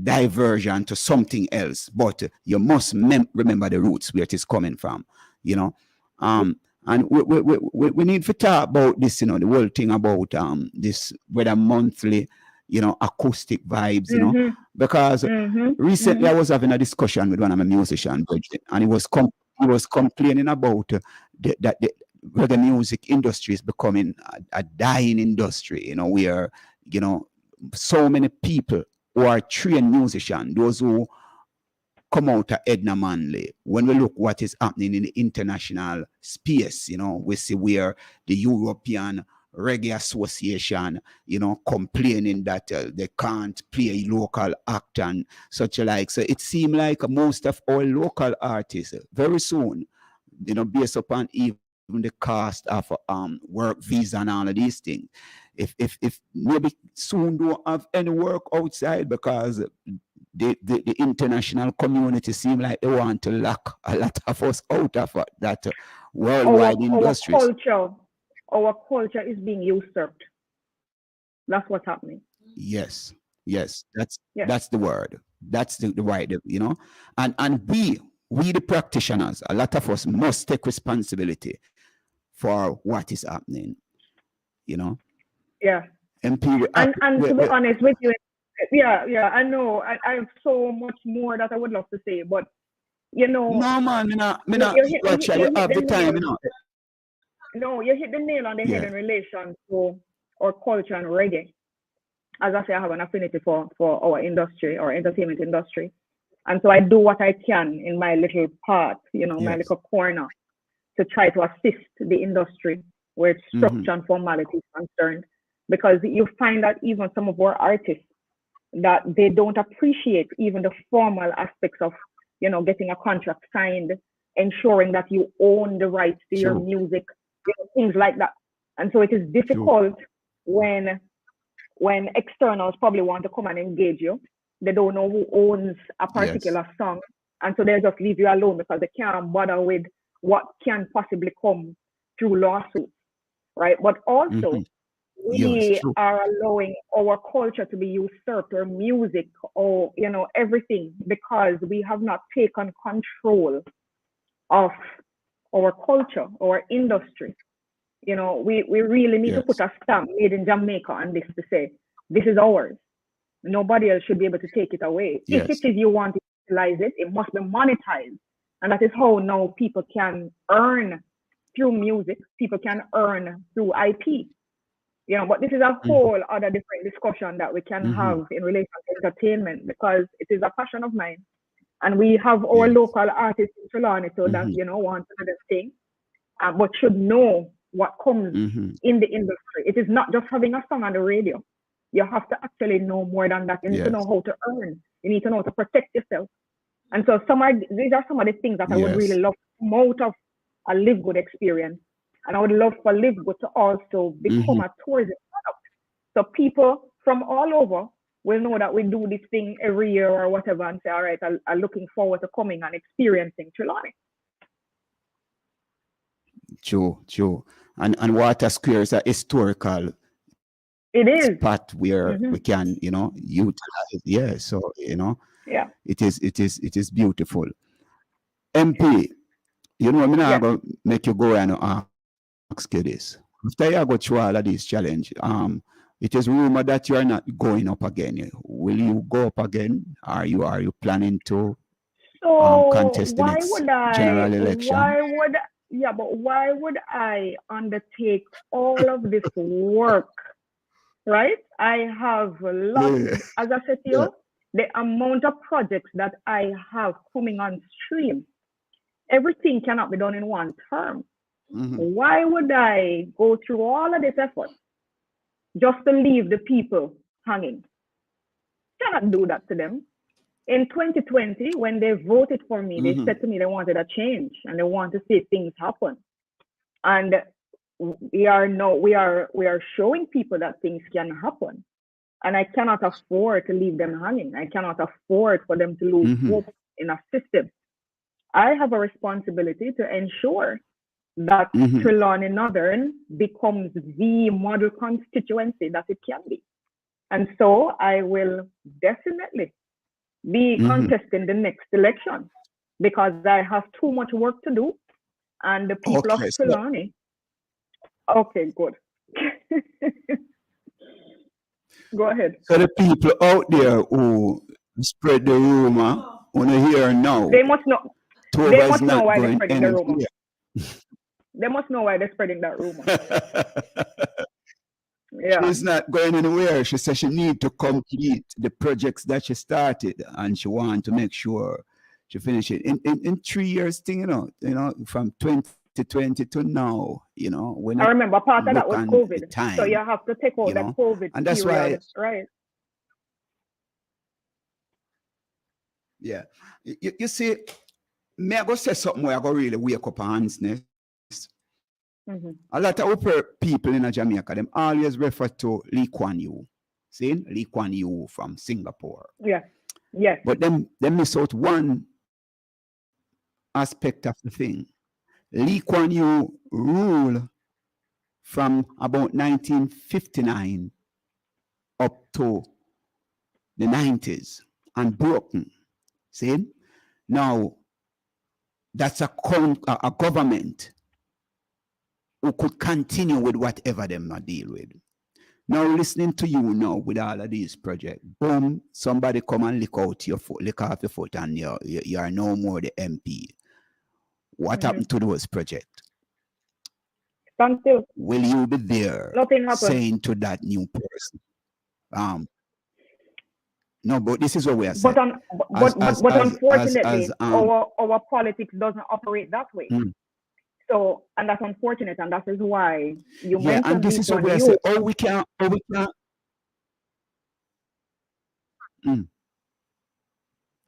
Go ahead. Go ahead. No, I was saying you that. Were saying about, you said mentioned right. Lee Kuan Yew. You mentioned Lee Kuan Yew, but Lee Kuan Yew had continuity of purpose. And so he was able to implement his ideas and projects and policies over the period of time that he was in power. Now, our local people would not even think about that kind of government system that he employed. We don't have that here, right? So we complain here that yes, we want to be like Singapore, but we will not accept what Singapore went through to get to where they are. We will never accept that. So we say one thing, but we do something else. I'm happy that a politician says so, because all the while I had discussion with people and I said the same thing. So why we keep talking about Singapore when we lack that kind of discipline? You have to observe the political structure that we created, because we really create this kind of structure, right? Exactly. And in order for us to have something like a Singapore, we'd have to dismantle this present political order and develop something new.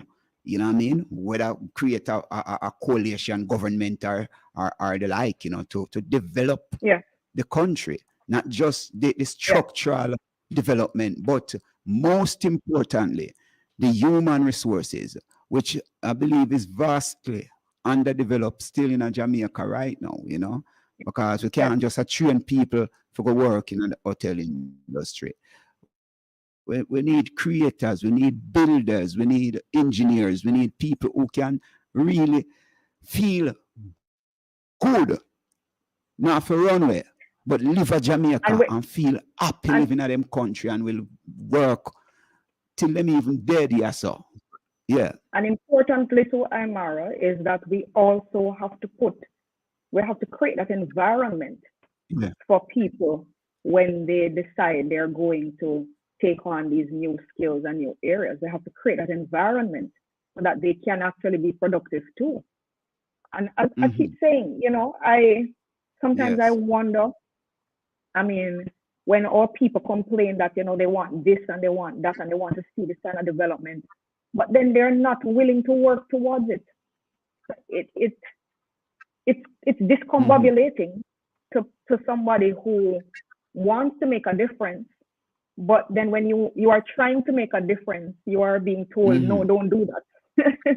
It's worrying, but I try to just stay steadfast.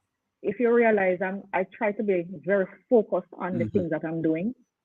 I don't partake in distractions, because I find a lot of what happens on the ground is really distraction. And if you decide to become distracted, you will not be able to execute the projects that you want. A lot of the projects that I do, I have to sit down and write proposals and programs, Aymara. I have to sit down and go through what it is I want to do so I can present it to people to say, this is what I want to get done. Even for Live Good, Miss Beth can tell you, we went through, there was a proposal there. So she had an idea as to what it is that I wanted to get done with that program. So everybody was aware of where my headspace was, So I try to put a lot of things on paper. As we said, Tova, a lot of people just see the fruit, but them don't know the process of making it become a fruit, And this is one of the things I observe in life, that people just want to partake of the finished good, Quick. but to work to make it come to fruition. It is something that we have to start to, re-sensitize our children about, because the age of technology really make a lot of them lose their mind pertaining to that, the fast world, and politics kind of drift down that path right now, and we must pay attention to these things, I agree. They call them the microwave babies. It is sad. It is sad for us to even have that kind of description about our people or about people. But it's the reality. It's the reality. The fast life, the quick life. Constitutional reform. What is your view on this constitutional reform? There are so many things happening, and we are looking at this blueprint over, and this blueprint supposed to be the how must I put it now? The guide. The guide is not even that word I'm looking for, but the Constitution supposed to be like a shield for the people. And look, let me use that word, a shield for the people to protect every citizen. Now, we are observing that, the town hall meeting, me not like when I say I go on with it. Sometimes you say a few people. I don't believe people get the chance to participate. And everybody are complaining about this rush through Parliament with this reform, What is your view on it, even though you're a part of the government? No, so I'm a part of the government, yes. Unfortunately, I'm not. I'm talking about your personal view. The constitutional, right? Yeah. But I must say that there's really no rush for the review, because I believe all ideas must contend. So what I've observed so far, I'm not sure if maybe you're saying that when they have some of these community town hall meetings that people are not given an opportunity to be heard. I don't know if that is what you're saying, but if that's the situation, then it is something that I should be able to bring back to the Minister of Constitutional Legal Affairs to say to her, this is a complaint. Because if that is so, then it really shouldn't be so, because that's the whole idea of the town hall, is really to get the ideas of the people and to get the thinking of the people, so that when the committee goes and deliberates, they can say, this is what the people have advocated for, because it is really what you want that should be reflected in the review. So if that is a concern, I will definitely make it known that for the next town hall meetings that they'll be having, that is addressed, because that really should not be so. Yes. And they should not, the amendment to the Constitution is not a one man say, I want this and it happens. That is not it. It is a collective decision to make amendments. But I think we must use this opportunity to really right fit our Constitution. I think we should use this opportunity to make any other challenges that we have in the Constitution, to amend them.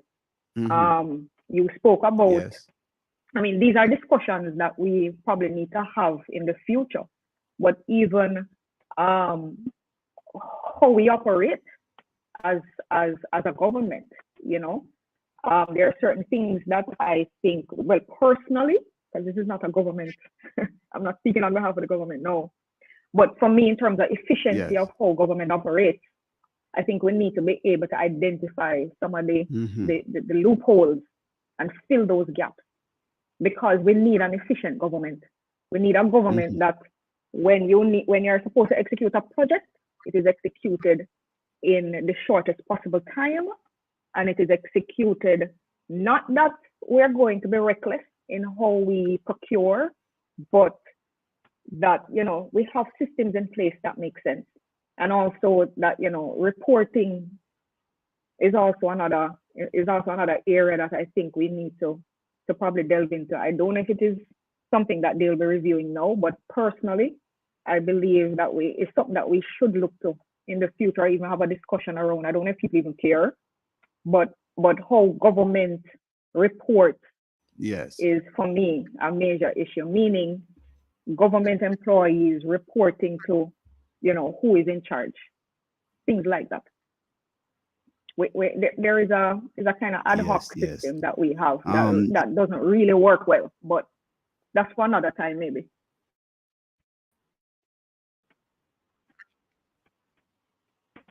As we talk about constitutional reform, what's your view pertaining to the CCJ, the Caribbean Court of Justice?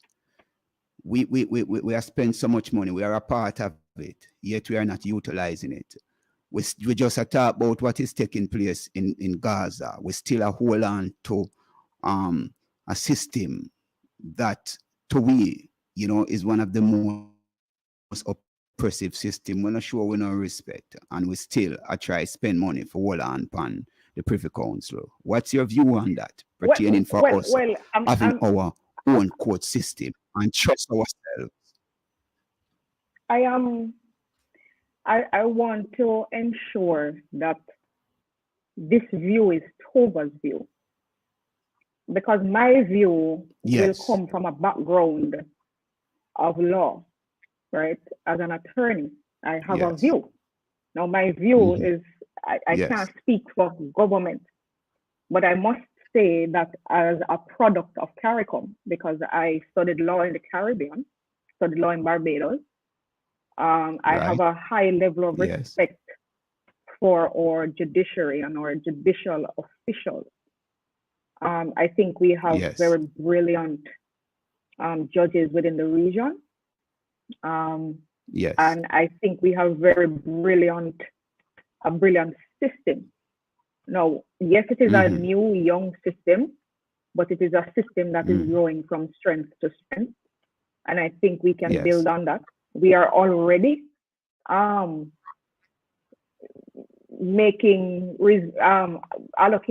financial resources to this court, because each country has to, contribute to the court in order for it to work. But I find that we need to utilize it a little bit more so we get value for money, because it makes no sense for us to be paying for something that we're not using. It's almost like a waste. It's almost like you having a Netflix account and you pay Netflix every month and you don't use it. Why have it? So it is really for us. And you don't use it. So it is really for us to decide as a country what we really want. I find that we vacillate a lot as a people. We don't like to make decisions. We like to talk, but we don't like to make decisions. We talk a lot, and I find that we need to act some more. Yes. And so let us now say yes. But I think we need to, at some point, say, either we're going to go with this thing because we're paying for it, or we're going to maintain something that doesn't serve us, because the Privy Council really doesn't serve us, especially at this point when we are on a road to becoming a republic. It really doesn't serve us at this point. Yes. Tova, it's a joy having you, By the way, I'm Mara. I cannot afford to go without informing the Martha Brae to Bounty Hall, people who traverse that road every day, that road is going to be totally rehabilitated. The update is that it has been approved by cabinet. You remember that 200 million Jamaican dollars was allocated to it, a contractor bid, and I think the contractor bid maybe about 150 million or somewhere there. Don't quote me, but it wasn't the entire 2 million, and it had to go through approval processes. And the final approval process was cabinet. That was done some weeks ago.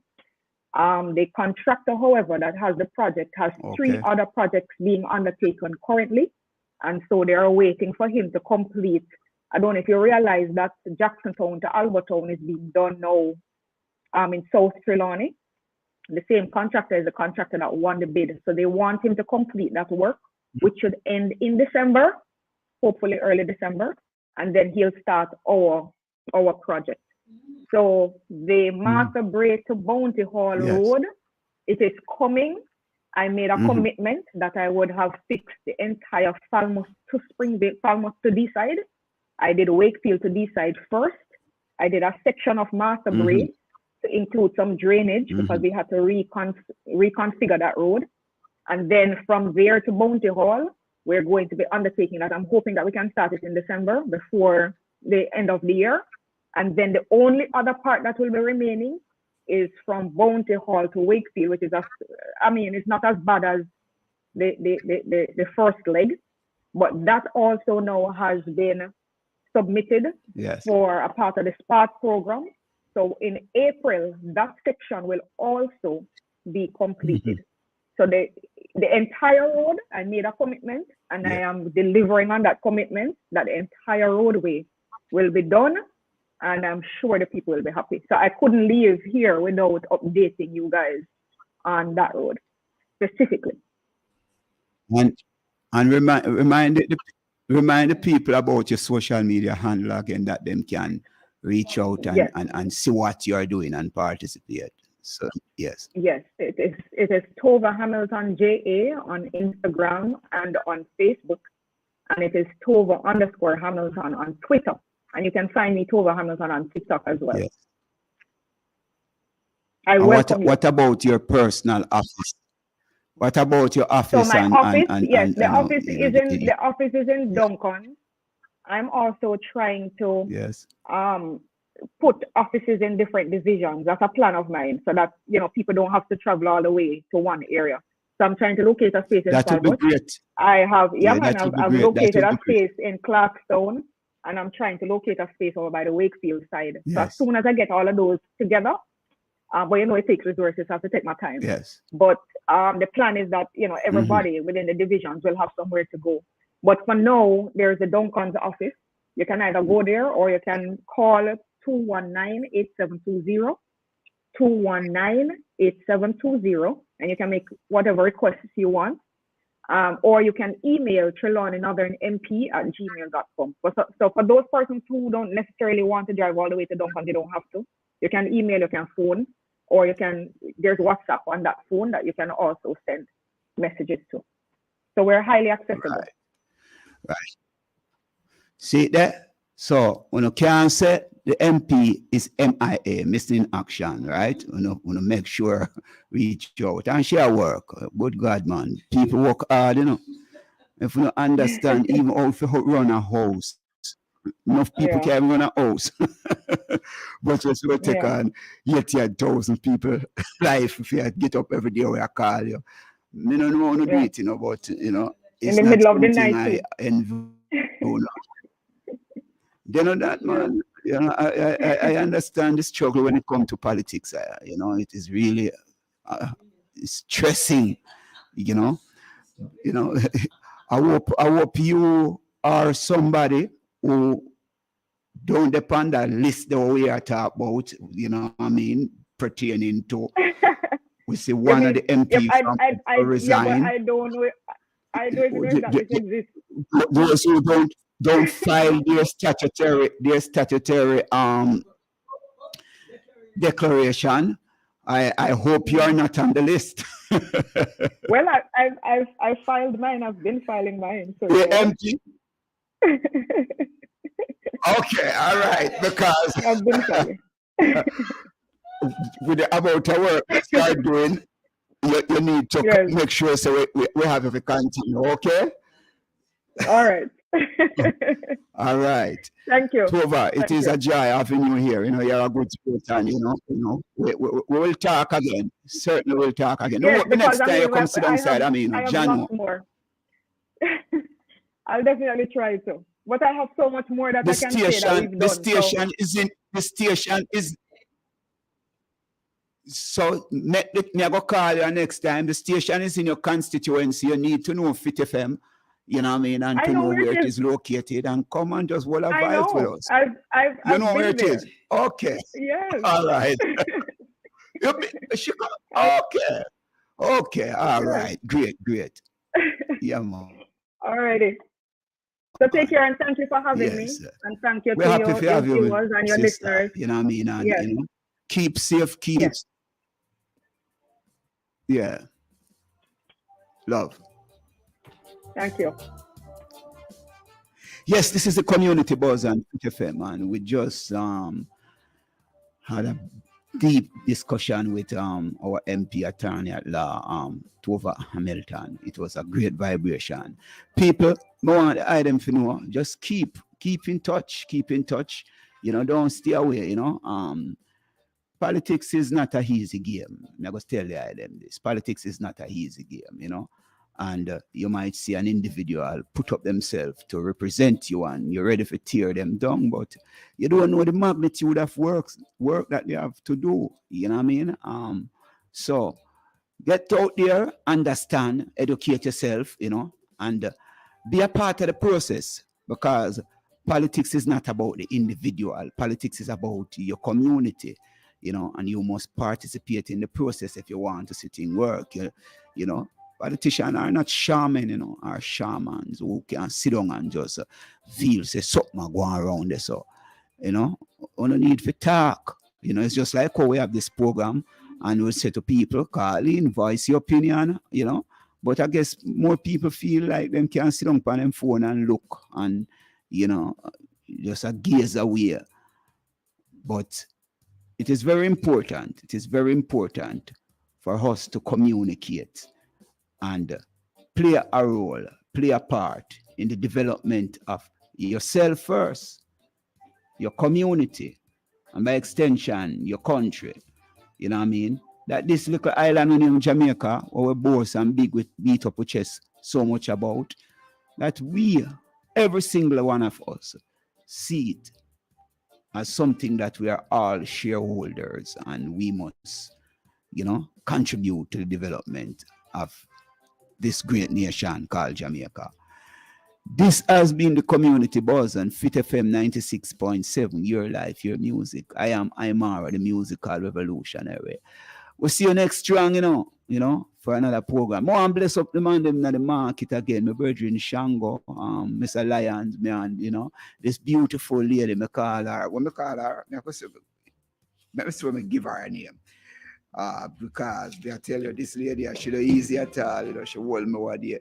Miss Dark and Beautiful. I tell you, she don't easy at all. She was educating me on Saturday morning about just life, you know. She was talking about life and death, you know, and say, watch ya. We're just here for a moment. Whether we work hard or we don't do nothing at all, we are going to live here. So we even try to preserve it. See? So we give thanks for all the ones who tune in. Bless up Primal 4K, bless up Joel, bless up Nehima, bless up all the people who tune into this program. You know what I mean? Bless up the people in England, America.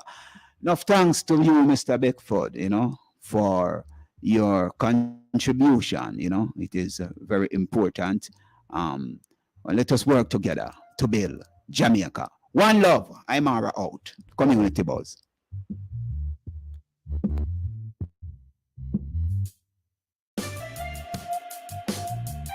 This is Fit FM 96.7. Shalom Radio. Your life, your Blessings music. and light. This is Imara, the musical revolutionary. You're host and the Community Buzz.